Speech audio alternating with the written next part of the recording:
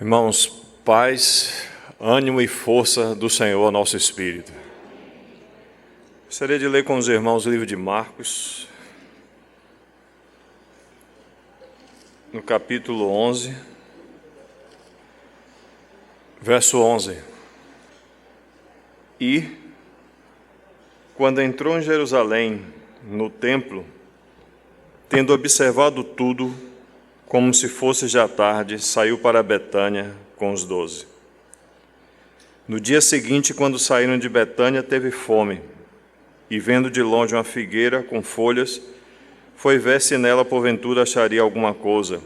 Aproximando-se dela, nada achou, senão folhas, porque não era tempo de figos. Senhor, colocamos mais uma vez a Tua palavra diante de Ti e diante de nós, Senhor. Reconhecendo que só o Senhor mesmo pode abrir a nossa compreensão, nos dar entendimento e nos levar além da letra a tocarmos na Sua bendita pessoa, Senhor. Que o Senhor nos ajude nesse tempo debaixo do Teu precioso sangue, Senhor.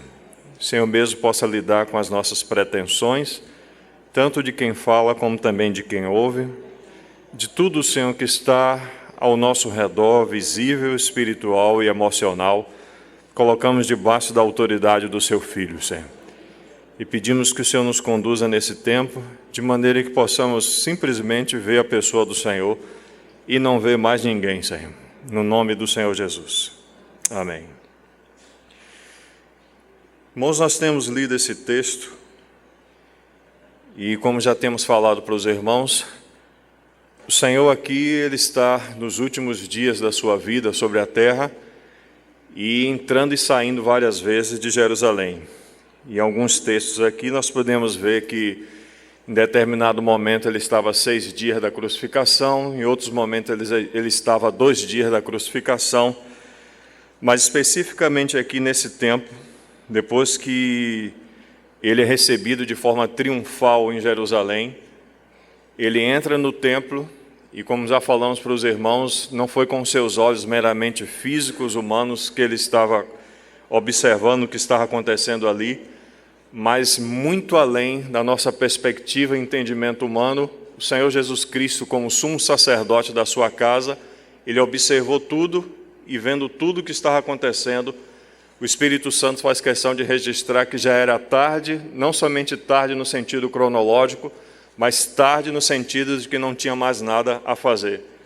E aí ele sai daquela cidade, e ao sair daquela cidade, ele vai para Betânia, e depois de sair de Betânia, o Espírito Santo faz questão de registrar que ele teve fome, e vendo uma figueira, que tinha apenas folhas, ele não tinha nada para poder se alimentar, ele amaldiçoou essa figueira, e os discípulos vão observar depois, dia seguinte, que a figueira secou completamente.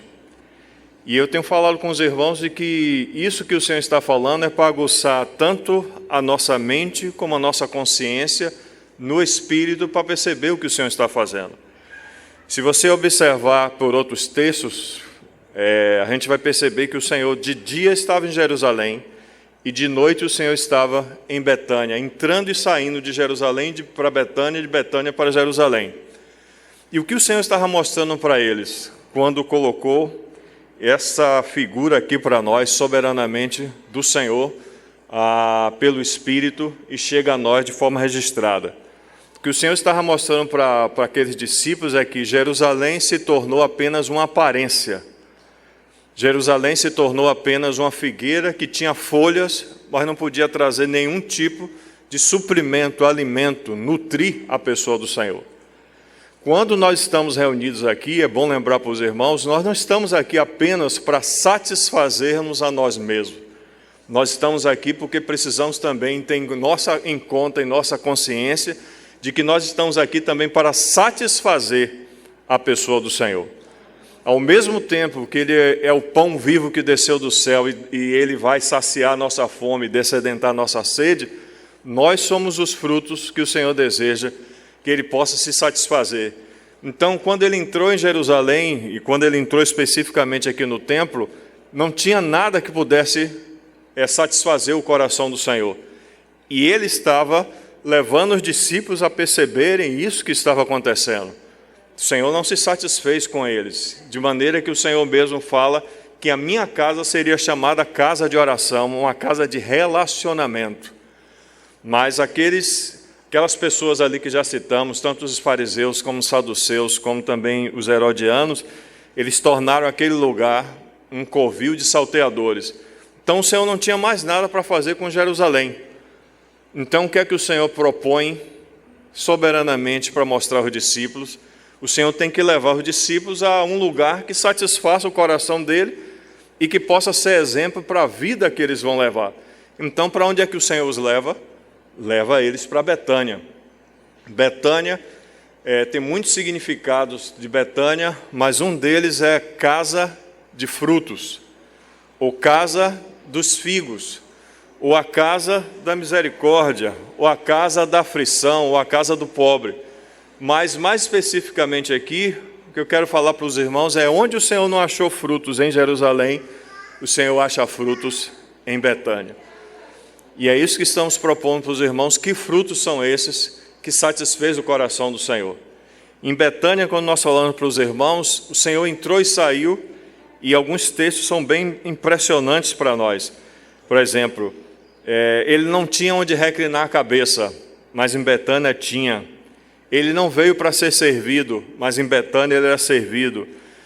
Ele não foi recebido em Jerusalém, mas lá ele foi recebido. Ele era desprezado, o mais rejeitado dos homens, o mais humilhado entre os homens, mas lá ele era honrado, ele era colocado no lugar de destaque, ele era servido de coração.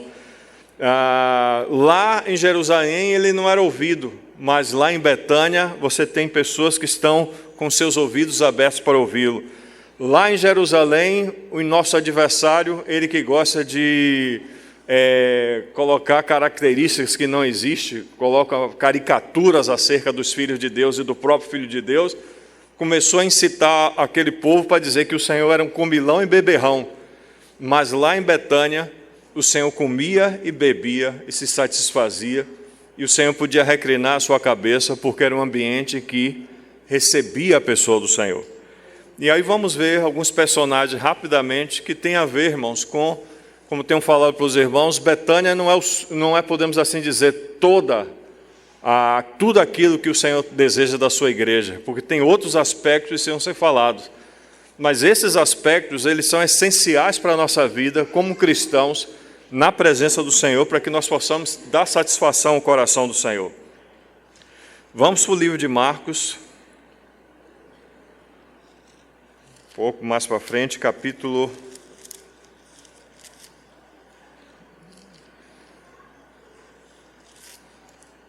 10.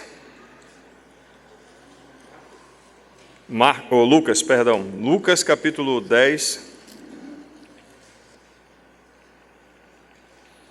no versículo 25. E eis que certo homem, intérprete da lei, se levantou com o intuito de pôr Jesus em provas, e disse-lhe: Mestre, que farei para herdar a vida eterna?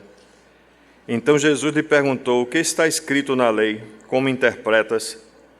A isso ele respondeu: amarás o Senhor teu Deus de todo o teu coração, de toda a tua alma, de todas as tuas forças e de todo o teu entendimento, e amarás o teu próximo como a ti mesmo. Então Jesus lhe disse: respondestes corretamente, faze isto e viverás. Ele, porém, querendo justificar-se, perguntou a Jesus: quem é o meu próximo? Jesus prosseguiu dizendo: certo homem descia de Jerusalém para Jericó, da mesma maneira que o Senhor introduziu aquele assunto lá que nós lemos no livro de Marcos, capítulo 11, falando do cego Bartimeu, era cego mendigo e tinha uma capa. Aqui também o Senhor introduz o assunto de Betânia, também colocando algo para aqueles homens e os discípulos também pensarem acerca, como se fosse uma preparação, um tópico frasal, podemos assim dizer, com relação ao assunto de Betânia. Jesus prosseguiu dizendo: certo homem descia de Jerusalém para Jericó, e veio a cair na mão de salteadores, os quais, depois de tudo lhe roubarem e lhe causarem muitos ferimentos, retiraram-se deixando-o semi-morto. Então, aqui o Senhor está chamando a atenção do fariseu, contando essa parábola, podemos assim dizer, essa história, para que a consciência dele fosse aguçada com relação àquilo que eles estavam fazendo naquele lugar. E aí o Senhor fala que certo homem descia de Jerusalém para Jericó e veio cair na mão dos salteadores, que o Senhor, lá no livro de Marcos, diz que eles tornaram a casa do Senhor como um covil de salteadores, os quais, depois de tudo lhe roubarem e lhe causarem muitos ferimentos, retiraram-se, deixando-o semi-morto. Talvez eles não tivessem realmente roubado a nação daquela maneira financeiramente, mas roubaram os valores, roubaram o caráter, roubaram a vida, roubaram aquilo que era precioso para o Senhor, foi roubado por aquelas pessoas. E continua, e causaram muitos ferimentos. Eles causaram muitos ferimentos às vidas daquelas pessoas, e ao se retirarem, deixaram aquelas pessoas ali semi-mortas. E é interessante que o Senhor aguça novamente a consciência desse fariseu aqui, e dizendo o seguinte: casualmente descia um sacerdote por aquele mesmo caminho, e vendo, passou de largo. Ou seja, o sacerdote que representava a Deus, que fazia mediação entre Deus e os homens, esse sacerdote, ele não teve empatia nenhuma pelaquela pessoa, não sentiu dor nenhuma por aquela pessoa, mas era um sacerdote. E a gente tem que lembrar que o que o Senhor está falando para eles, está falando para nós, porque o que dantes foi escrito, para o nosso ensino também foi escrito. Mas muitas vezes nós vemos pessoas nessa mesma condição, mas não há nenhuma empatia no nosso coração pela dor alheia. Nós apenas passamos de largo, nós não temos nenhuma, como se assim, isso aqui não é comigo, isso aqui não é minha responsabilidade, mas somos casa do Senhor, como já temos falado para os irmãos. Mas é interessante que logo depois, não somente o sacerdote, mas também o levita, que cuida das coisas práticas, podemos assim dizer, seriam os diáconos, ou as diaconisas nos dias que estamos vivendo, eles também tiveram o mesmo tipo de atitude, nenhuma empatia. Na verdade, o que se vê aqui, se formos gastar algum tempo, mas não é esse o propósito, nós vamos perceber que aquela nação, e especificamente os fariseus, os saduceus e os herodianos, nós poderíamos classificá-los como pessoas com psicopatias, com um ego lá em cima, extremamente egocêntricos, extremamente amantes de si mesmo e daquilo que eles faziam, mas eles não tinham nenhum tipo, irmãos, de misericórdia pelas pessoas. E é isso que o Senhor vai falar aqui.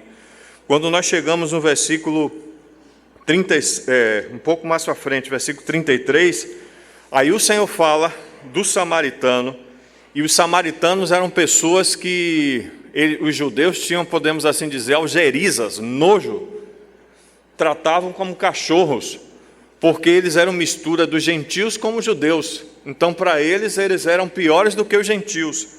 Os samaritanos eram descendentes de colonos gentios que os reis assírios haviam enviado para aquela região, depois da queda de Samaria, em mais ou menos anos 721.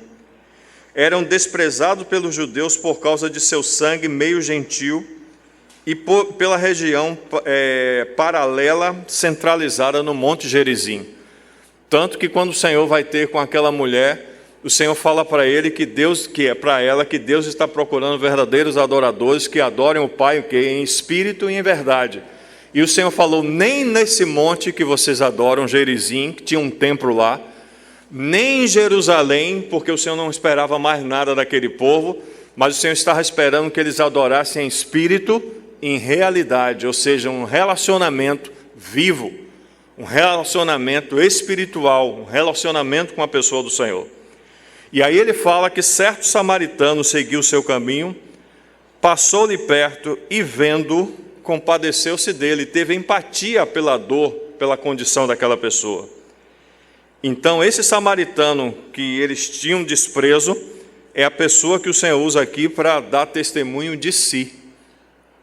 E chegando-se, pensou-lhe os seus ferimentos, ou seja, cuidou dos seus ferimentos, aplicou óleo sobre aquela pessoa. O óleo aqui aponta claramente para o Espírito Santo, e vinho para a alegria produzida pelo Espírito Santo, e colocando o seu próprio animal, o levou para uma hospedaria e tratou dele.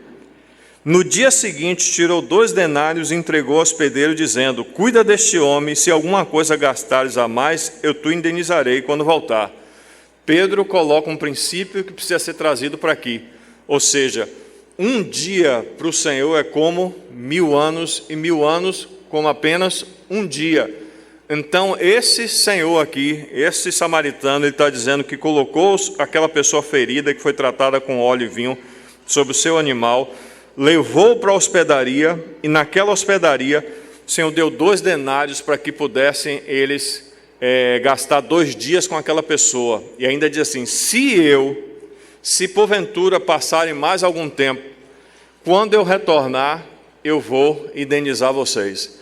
O Senhor está falando, irmãos, de que aqui, para nós, na linguagem do Novo Testamento, a hospedaria é a igreja. As pessoas que estão feridas, elas precisam ser tratadas com óleo e com alegria. As pessoas que estão feridas, nós precisamos descer do nosso próprio animal, nossa própria montaria, da nossa própria conveniência, da nossa própria condição de conforto, e colocar essa pessoa sobre esse animal e levá-lo para a hospedaria. Na hospedaria vai ficar 2 dias. Que são os 2 dias?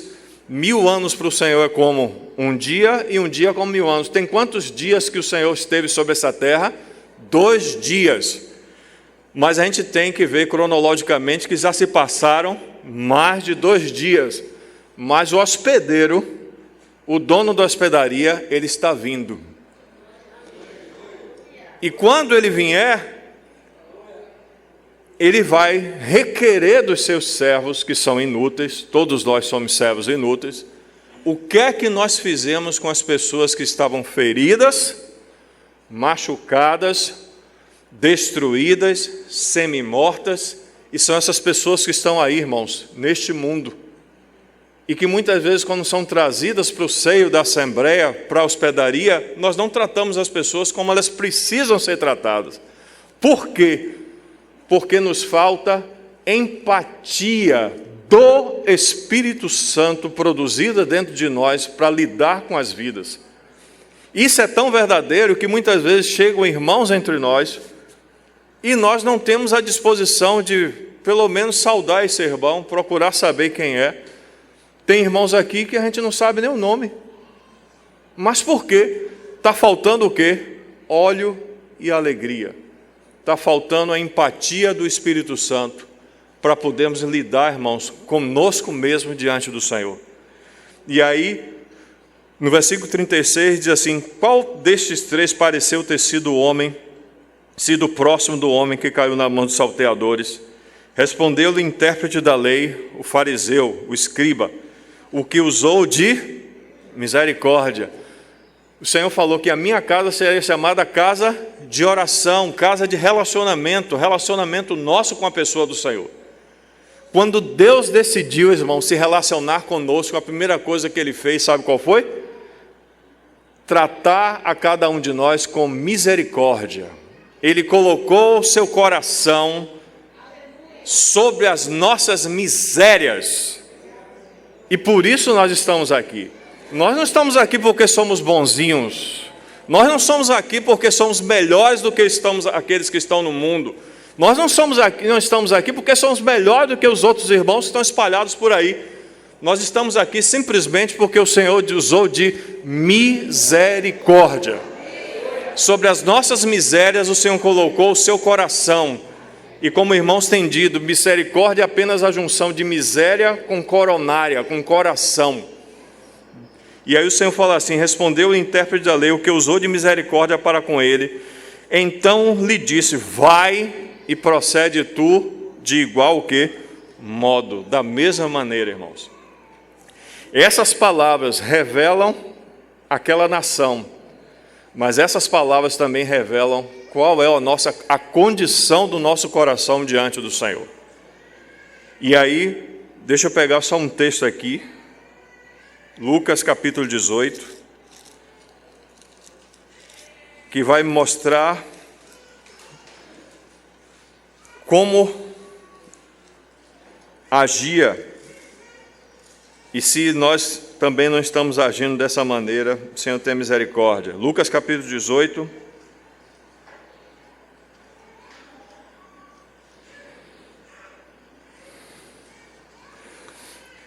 No versículo 8 diz assim: digo-vos, porém, digo-vos que depressa lhe fará justiça. Contudo, a pergunta que o Senhor faz: quando vier o Filho do Homem, achará porventura fé na terra? Propôs também essa parábola a alguns que confiavam. Veja só, irmãos, olha o que está falando aqui. Propôs essa parábola a alguns que confiavam em quê? Em si mesmo, por se considerarem justos e desprezarem os outros. Isso é uma psicopatia. Isso é um comportamento doente. E aí o Senhor propõe: 2 homens subiram ao templo com o propósito de orar. O Senhor está falando aqui que o templo é o lugar que eles deveriam usar para orar, para ter relacionamento com Deus. 2 homens subiram ao templo com o propósito de orar, um fariseu e outro publicano. Novamente aparece a figura do fariseu. É didático para nós. O fariseu, posto em pé, orava de si para si mesmo dessa forma: ó Deus, graças te dou, porque não sou como os demais homens, roubadores, injustos, adúlteros, e ainda não sou como este publicano. Algumas vezes a gente tem que realmente, irmãos, considerar que nós julgamos os outros, julgamos as orações, julgamos a maneira que a pessoa é.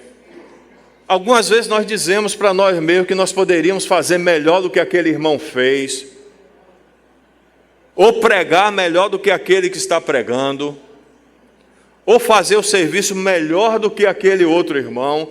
Nós não estamos também falando da mesma coisa? E o fariseu, posto em pé, orava de si para si mesmo dessa forma. Algumas vezes nós oramos na reunião, irmãos, ouça bem isso também é para mim.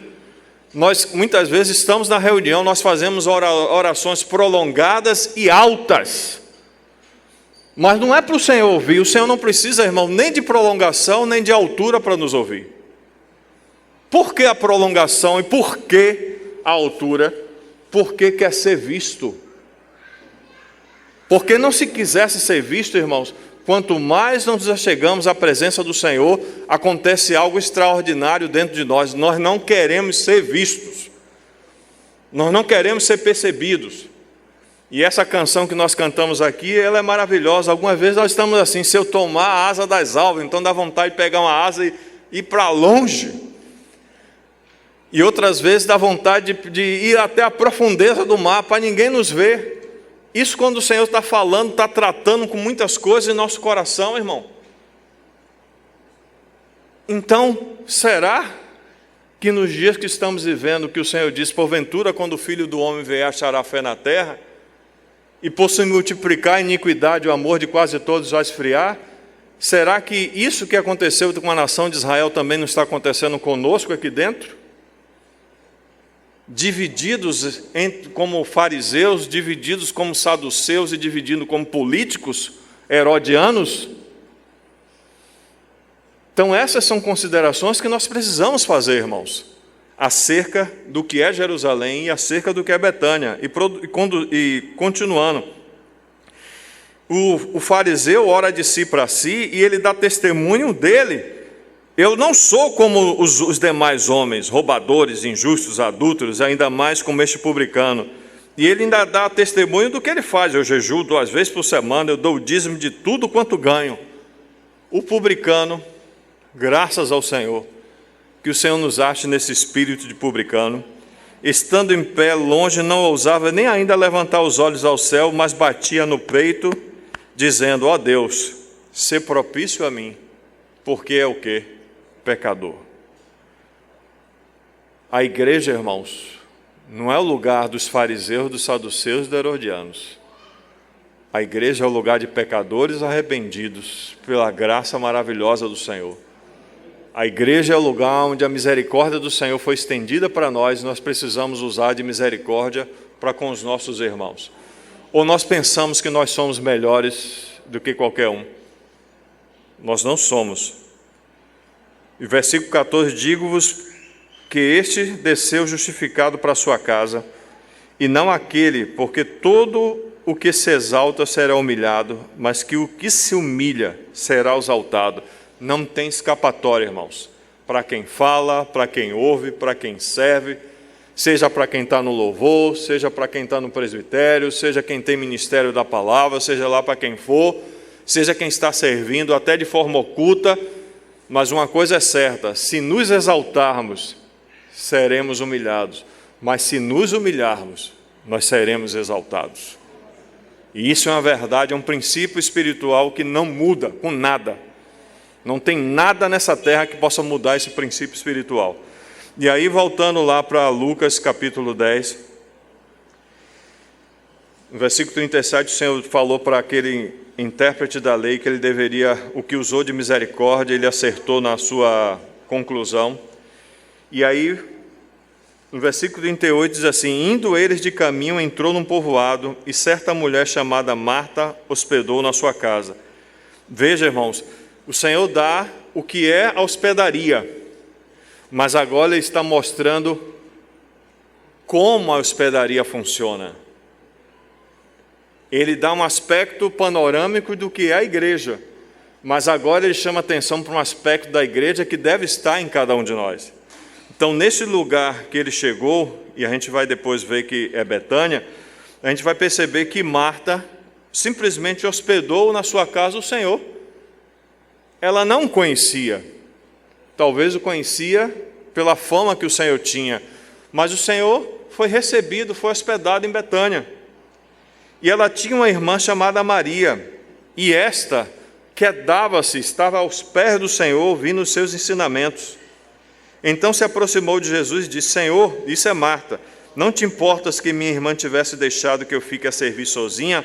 Ordena-lhe, pois, que venha ajudar-me. O Senhor respondeu a Marta: Marta, Marta, andas inquietas. Essa é uma condição de quem gosta de servir, é inquieto, quer fazer tudo, quer estar em tudo. Você conhece alguém assim? Ou você também vive dessa maneira? Então você é Marta, é aquele irmão que quer fazer, está aqui, está ali, quer fazer, e se queixa quando os outros não fazem. E aqui o Senhor está ouvindo a queixa de Marta, e o Senhor está dizendo: Marta, Marta, andas inquieta, te preocupas com muita coisa, entretanto pouco é necessário. Ou melhor, uma só coisa. Maria, pois, escolheu a boa parte, e esta não lhe será tirada. Então você tem nessa hospedaria essas duas personagens. Uma aponta para serviço, são aqueles irmãos e irmãs que na igreja eles gostam de servir, eles gostam de hospedar, eles gostam de lavar os pés dos irmãos, mas tem uma característica: você vai ver que toda vez que eles servem, eles se queixam. Já viu? Toda vez que eles estão servindo, eles se queixam: porque fulano não faz isso, porque fulano não faz aquilo, e em outra maneira gosta de controlar a vida das pessoas. Isso é Marta. Mas o Senhor falou para ela que Maria escolheu a melhor parte. E qual é a melhor parte? Está quedada aos pés do Senhor. O que é que Marta está representando para nós dentro da hospedaria? Marta está representando todos aqueles irmãos que servem. E ao serem servidos, louvado seja o nome do Senhor, porque o Senhor levantou tanto o nosso irmão Éder, como nossa irmã Dijane, e eles leram textos que estão falando com relação aos olhos do Senhor sobre a Assembleia em específico aqui. O Senhor está querendo que as nossas panelinhas sejam quebradas. E as nossas diferenças, elas sejam, irmãos, removidas. E muitos estão separados por entendimento, por poder e por política. E muitos criticam os outros porque não servem. Eu só vejo fulano sentado. Mas você vai ver que o Senhor corrige Marta, não corrige Maria. Porque na casa, o assunto essencial na casa é nós podermos estar aos pés do Senhor. Porque se primeiro estivermos aos pés do Senhor, nós vamos saber, irmãos, como nós servimos os irmãos. Mas se nós formos para servir os irmãos, para depois estar aos pés do Senhor, nós vamos fazer igual a Marta, começamos a pisar nas Marias. Então na igreja você tem irmãos Marta e irmãs Marta. Mas na igreja você tem irmãos Maria e você tem irmãs Maria. E o que é que eles estão, o que é que as Marias estão fazendo? Estão aquedadas aos pés do Senhor com o ouvido. E nos últimos dias, nos dias que estamos vivendo, o Senhor fala para as igrejas lá em Apocalipse capítulo 12, 3. Quem tem, na verdade o original não é ouvidos. O Senhor está dizendo que se alguém tiver só um ouvido e o outro for surdo, o Senhor gosta dessas pegadinhas. Se alguém tiver um ouvido e o outro for surdo, o Senhor diz assim: quem tem ouvido, ouça o que o Espírito diz às igrejas. Maria ouve o Senhor. Maria está aos pés do Senhor. Maria está preocupada com os interesses do Senhor. Porque nós só podemos servir de forma adequada se conhecermos quais são as palavras do Senhor e o coração do Senhor para nós, irmãos. Então Maria é tão importante na hospedaria. Mas não fica somente aqui. Ainda tenho 10 minutos. Vamos avançar. Pelo menos ver se conclui isso aqui. Quando nós chegamos em João capítulo 11, o texto diz também continuação do de Betânia. Estava enfermo Lázaro, de onde? De Betânia. E vai confirmar aqui o que está em Lucas que acabamos de ler. Estava enfermo Lázaro de Betânia, da aldeia de Maria e Marta. A igreja nunca será uma cidade no sentido, irmãos, de coisa grandiosa, vistosa, uma metrópole. Para Deus, a igreja tem que ser sempre uma aldeia, que todos, na cidade, você conhece todas as pessoas dessa cidade? Você conhece todas as pessoas do seu bairro? Você conhece todas as pessoas da sua rua? Você conhece todas as pessoas do seu prédio? Mas se você morasse numa aldeia, você conheceria todo mundo? Então a Betânia tem que ser aldeia, onde todo mundo se conhece e todo mundo sabe o nome de todo mundo e todo mundo sabe onde está doendo, sabe onde é que está o calo, sabe, irmão, se você vem para a reunião e observa, se você está vindo para a reunião todo domingo com o mesmo sapato, e você olha lá, tem um furinho no sapato daquele irmão, e você tem condição de fazê-lo, mas se você é aldeia e você conhece, o que é que o seu coração de misericórdia vai fazer? Meu irmão não tem, eu tenho, vou trazer um sapato para ele.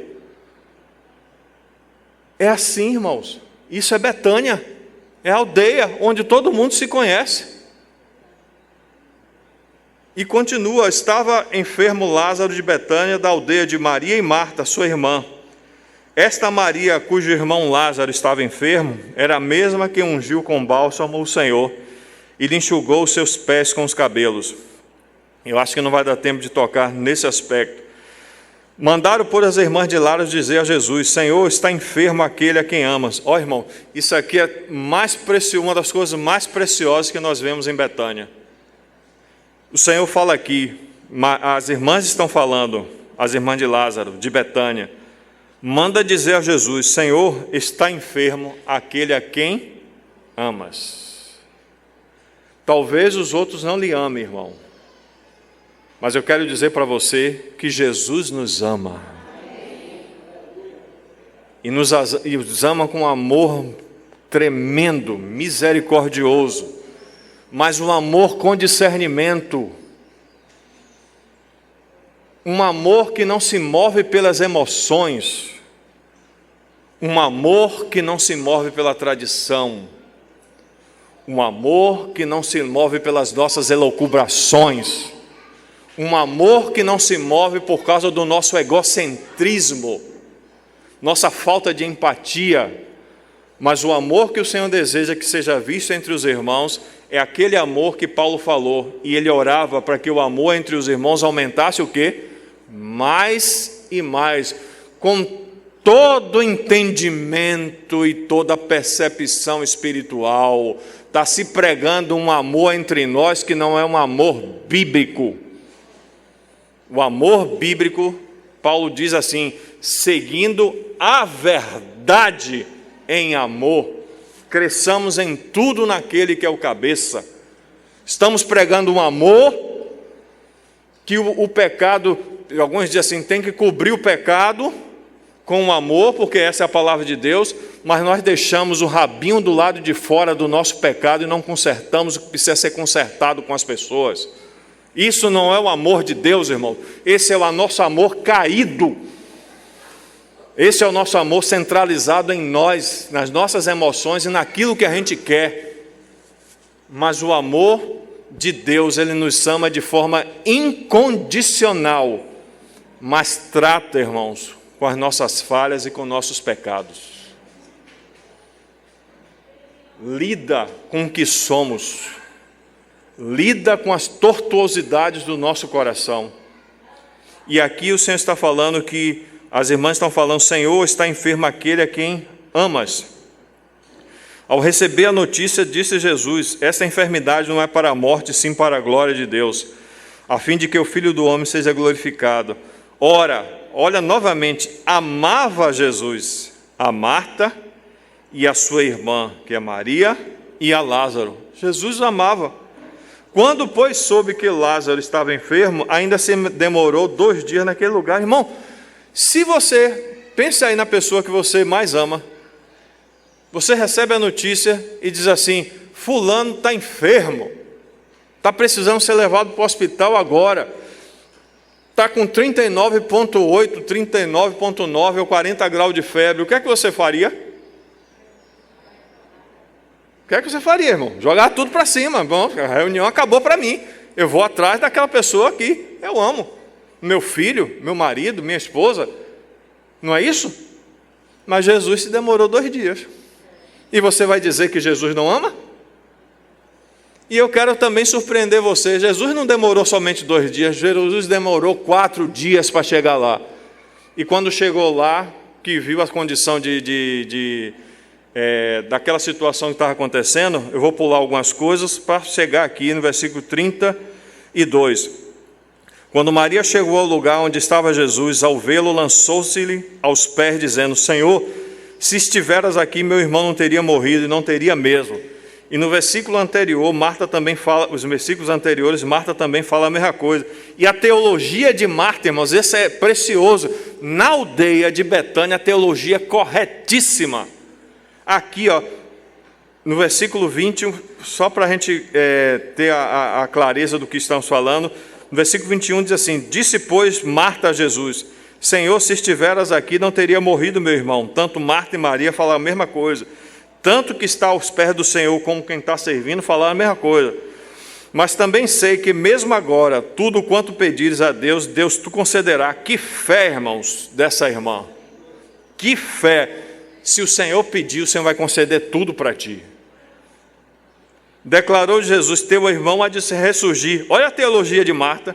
Eu sei, replicou Marta, que ela há de ressurgir na ressurreição do último dia. A teologia dela estava correta, irmãos.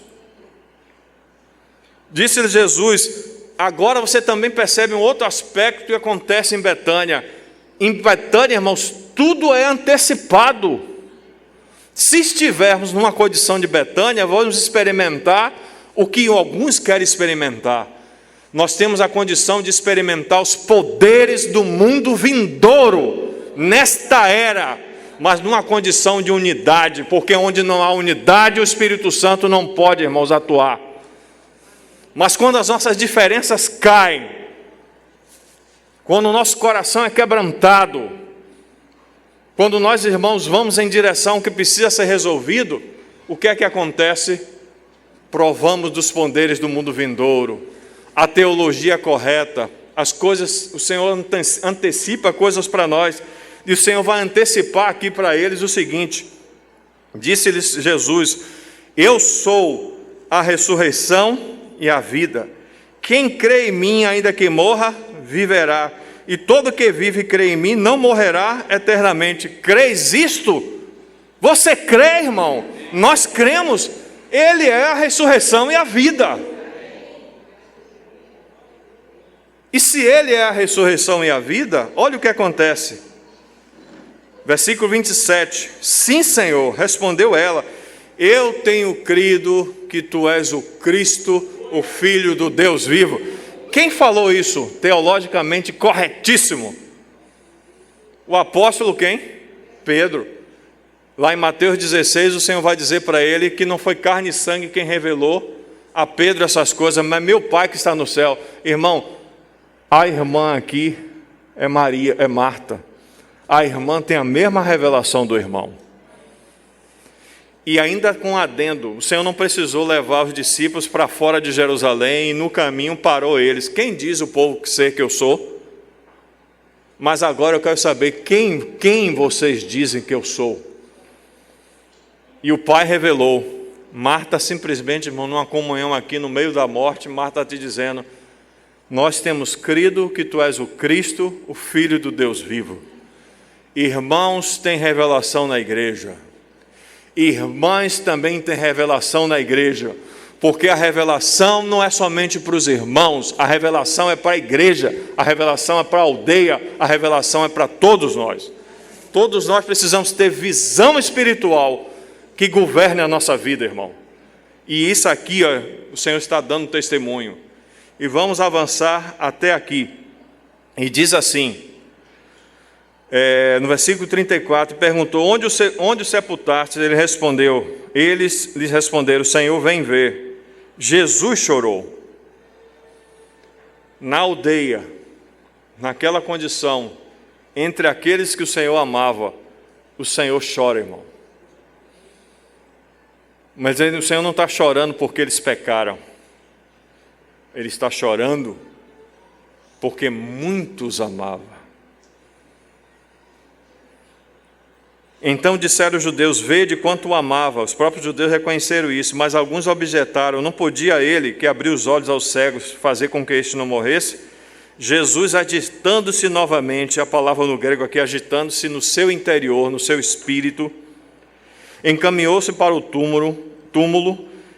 Era este uma gruta, a cuja entrada tinha posto uma pedra. Então ordenou Jesus, tirai a pedra. Disse Marta, irmã do morto, Senhor, já cheira mal, já é 4 dias. Respondeu-lhe Jesus, não te disse eu que se creres verá a glória de Deus? Tiraram então a pedra, e Jesus, levantando os olhos para o céu, disse, Pai, graças te dou porque me ouviste. Aliás, eu sabia que sempre me ouves, mas assim falei por causa da multidão presente, para que creiam quem tu me enviaste. Irmão, se o Senhor quisesse, Ele simplesmente, num sussurro, ou no seu interior, não precisava falar nada para ninguém. Aí o Senhor poderia olhar lá para a pedra do sepulcro e simplesmente acenar. E vinha para fora. Mas por causa de nós, Deus tem que dar um grito. Lázaro! Vem para fora! É para assustar mesmo, irmão. Muitas vezes nosso espírito está assim, adormecido, dentro de uma caverna. Mas aquele que é a ressurreição e a vida está dizendo para os Lázaros nessa reunião, vem para fora! Em nome do Senhor Jesus, vem para fora, irmãos. O Senhor é a ressurreição e a vida. E se alguém crê, você crê? Os que estão desse lado creem? E vocês que estão desse lado aqui creem? Os que estão aí em cima creem? Se cremos, nós veremos a glória de Deus. E perguntaram para Jesus, o que é que nós faremos para fazer as mesmas obras que o Senhor faz? O Senhor disse, se creres. É isso que precisamos fazer, irmão. Crer é um relacionamento com Deus. Crer não é apenas um assunto mental de conhecimento bíblico. Crer envolve conhecimento bíblico, mas envolve ter tempo diante do Senhor em oração. Porque o Senhor fala claramente lá para nós, a fé vem e ouvir o quê?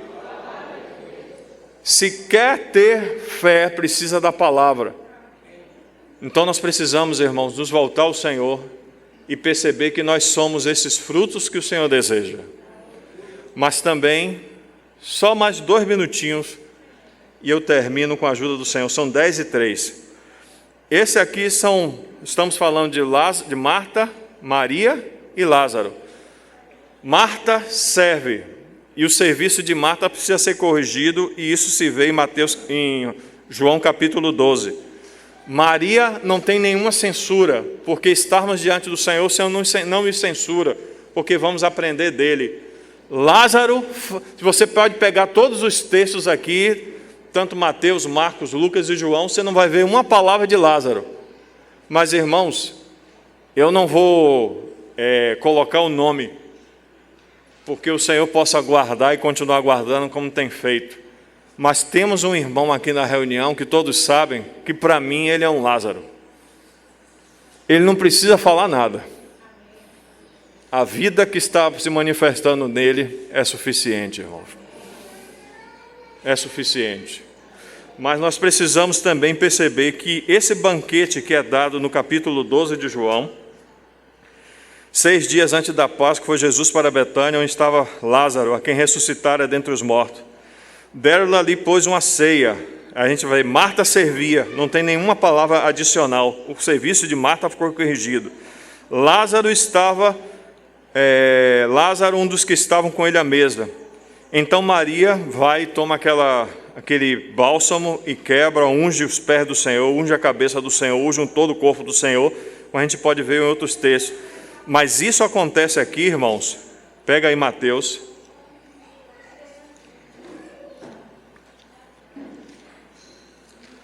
Finalzinho de Mateus, capítulo 26.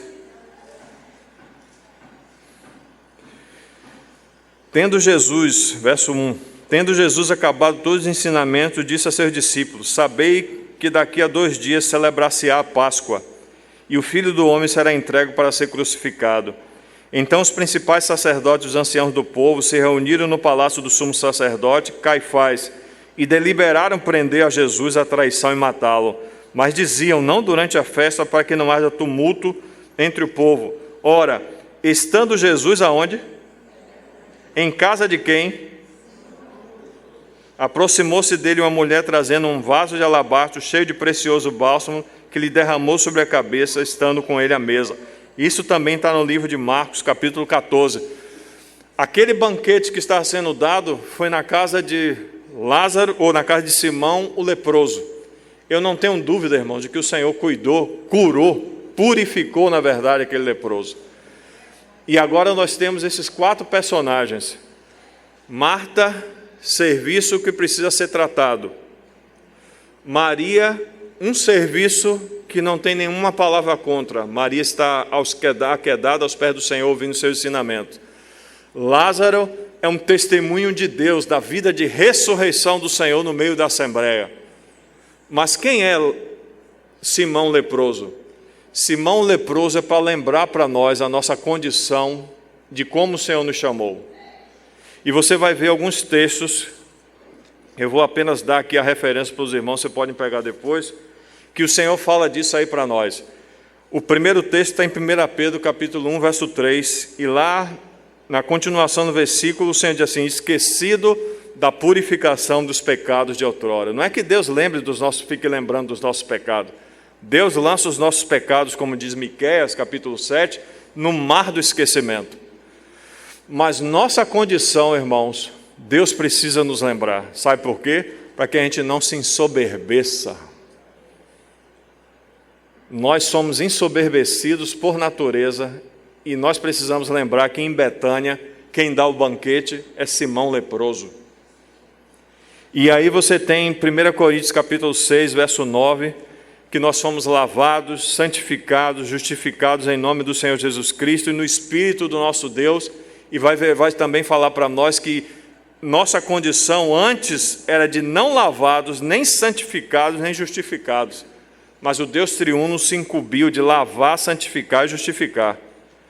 1 Coríntios capítulo 12, verso 2, sabeis que outrora, quando éreis gentios, deixáveis conduzir-vos pelos ídolos. O Senhor não lembra dos nossos pecados, mas o Senhor tem que lembrar a nossa condição antes, para a gente perceber que nós não prestávamos para nada, nada, irmão. Em Efésios capítulo 2, verso 11, portanto, lembrai-vos de o que outrora vós, gentios na carne, incircuncisos, sem Cristo, separados, estranhos, sem esperança e sem Deus no mundo, Deus nos amou. E por isso nós estamos aqui, irmão. Por isso nós precisamos de Simão leproso. Nós precisamos, não é eu falar para Aurélio, Aurélio, você é um Simão leproso, não? E Aurélio fala para mim, desce, você é um Simão leproso. Não. O que nós precisamos é ter em conta que nós sempre seremos Simão leproso. E o Senhor falou para Moisés, coloca a mão no peito. Colocou, não colocou? Tirou a mão, estava o quê? Leprosa. Coloca de novo. Algumas vezes estamos assim, a lepra se manifesta de forma pública e algumas vezes a lepra se manifesta apenas de forma oculta. Mas, irmãos, todos nós somos Simão leproso que precisamos o tempo todo do sangue de Cristo sobre as nossas vidas. O tempo todo de sermos restringidos, o tempo todo de sermos, irmãos, encorajados, o tempo todo de sermos fortalecidos, o tempo todo, irmãos, de lembrarmos do que éramos, mas agora o que somos em Cristo Jesus. E termino no que João diz, ele veio para o que era seu, mas os seus não, mas a todos quanto receberam, deu-lhes o poder. Irmãos, tem poder de Deus em sua vida. Deu-lhes o poder de serem feitos filhos de Deus, a saber, aos que creem no seu nome. Esse é o nosso status como Betânia. Senhor, te damos graças, porque o Senhor deixou esses textos tão maravilhosos para nós meditarmos. E apesar do Senhor não encontrar frutos em Jerusalém, 3 quilômetros praticamente, o Senhor nos leva a Betânia, e em Betânia o Senhor se satisfaz. Que o Senhor possa ajudar-nos, para que essa condição de Betânia seja uma condição da nossa vida. Senhor, tenha misericórdia de mim, tenha misericórdia de nós. Se alguma coisa excedir, ou se a palha ainda, Senhor, se manifesta, nós pedimos que o Senhor possa nos cobrir com o seu sangue. E nos ajudar, Senhor, tão somente a olhar para a pessoa do Senhor, porque Senhor, esse é o interesse do Senhor a nos mostrar Betânia. Que o Senhor nos faça ver a Ti mesmo. Em nome de Jesus.